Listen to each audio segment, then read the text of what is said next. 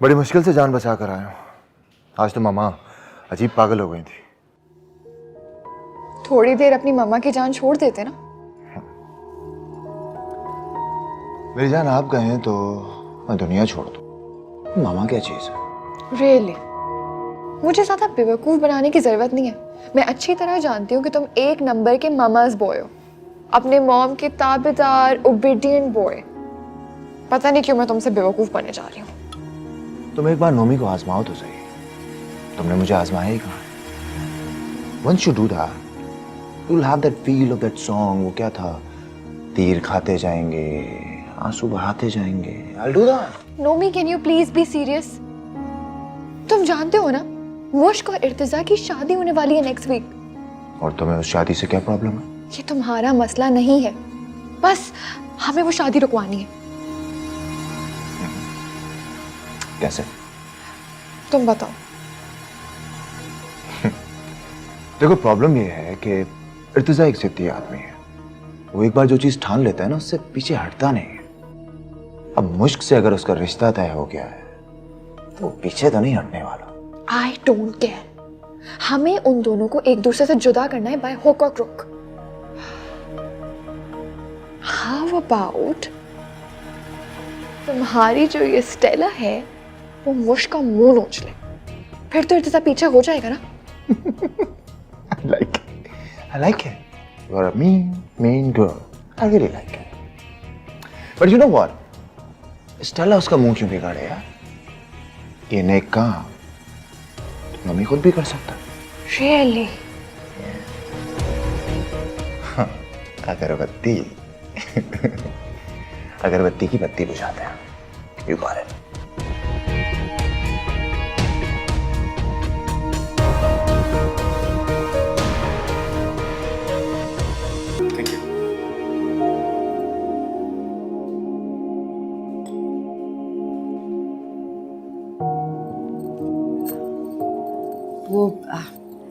मैंने आपसे गुजारिश की थी कि इफ्तिखार साहब को ये ना बताइएगा कि मैंने आपको आज बुलाया है।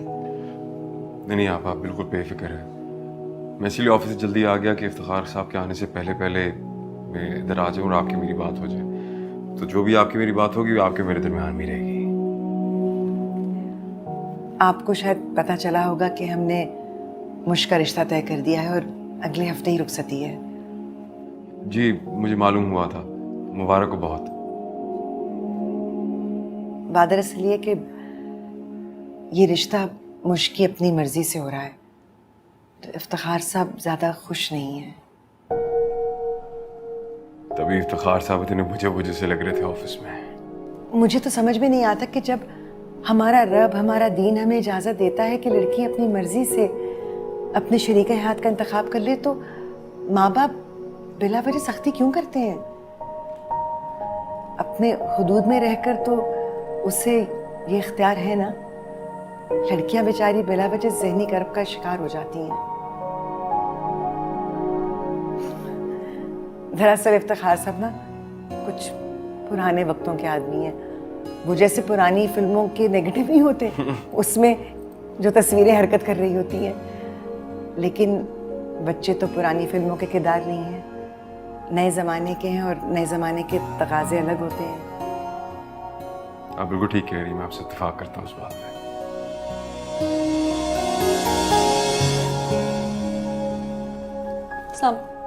वालेकुम सलाम। क्या बात है? अम्मी जी इर्तिज़ा आए हैं मुझे लेने के लिए। गज़ाला आंटी मुझसे मिलना चाहती हैं, तो इर्तिज़ा आए हैं। मैं जाऊं? जल्दी आ जाऊंगी। हाँ चली जाओ, लेकिन अब्बू के घर आने से पहले वापस आ जाना। जी मैं कोशिश करूँ।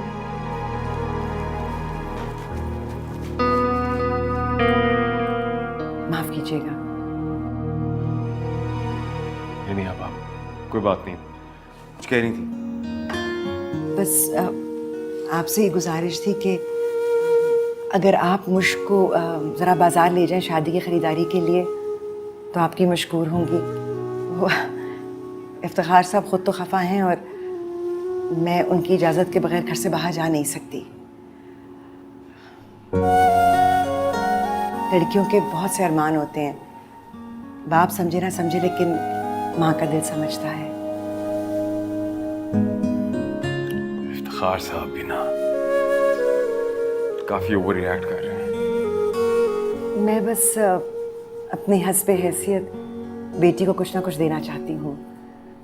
मैंने कभी इफ्तिखार साहब से छुपकर उनकी नाराज़गी मोलकर कभी कोई काम नहीं किया, लेकिन औलाद की मोहब्बत में बहुत ताकत होती है और माँ का दिल बड़ा कमज़ोर होता है। मैंने कुछ पैसे जमा करके रखे थे कि उसकी शादी पर काम आएंगे। आप बस किसी वक्त उसको ले जाइएगा। आप बिल्कुल बेफिक्र हो जाएं आपा। आप बस ये बताएं जाना कब है? मैं मुश्क से पूछकर आपको फ़ोन कर दूंगी। बिल्कुल ठीक है आपा, बस जब भी आपको जरूरत पड़े मैं हाजिर हो जाऊंगा। जीते रहिए। अल्लाह हाफिज। खुदा हाफिज।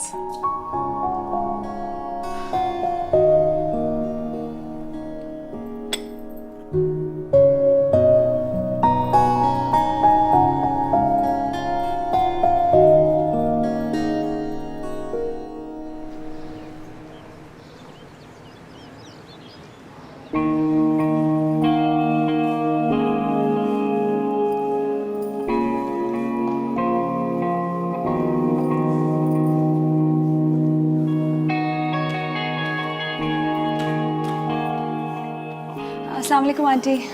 वालेकुम अस्सलाम, वालेकुम अस्सलाम। शुक्र है कि तुम आई तो सही, मुझे तो डर था कहीं तुम आने से इनकार ही ना कर दो। नहीं आंटी, कैसी बातें कर रही हैं, अब तो आप लोग ही मेरे लिए सब कुछ है। गुड। अच्छा आओ बैठ के बात करते जी। हैं। आ जाओ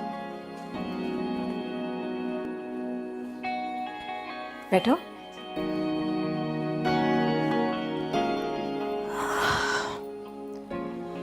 वैसे देखो मुश्क, ये बात करनी मुझे इस वक्त अच्छी लग तो नहीं रही, लेकिन करनी भी बहुत ज़रूरी है। तुम्हारे फादर को ना इस तरह की सिचुएशंस सही से हैंडल करनी नहीं आती। उन्होंने हमें काफ़ी मुश्किलात में डाल दिया है। जी मैं समझ सकती हूँ आंटी, आप बिल्कुल ठीक कह रही हैं।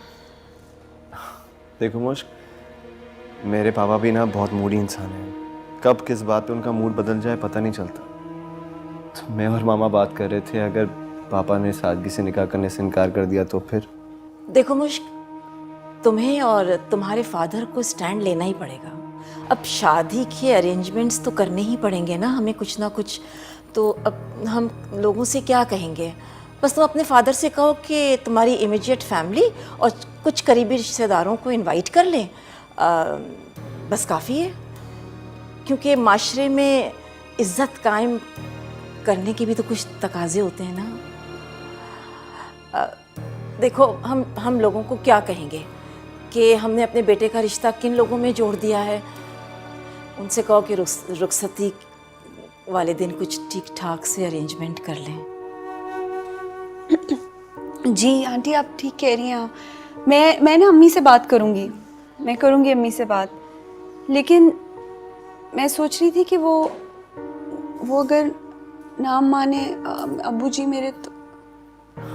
मुश्क, उनको मनाना तुम्हारा काम है ना, इसलिए पहले मैं तुम्हें यहाँ लेके आया ताकि तुम मेंटली तौर पे प्रिपेयर हो जाओ।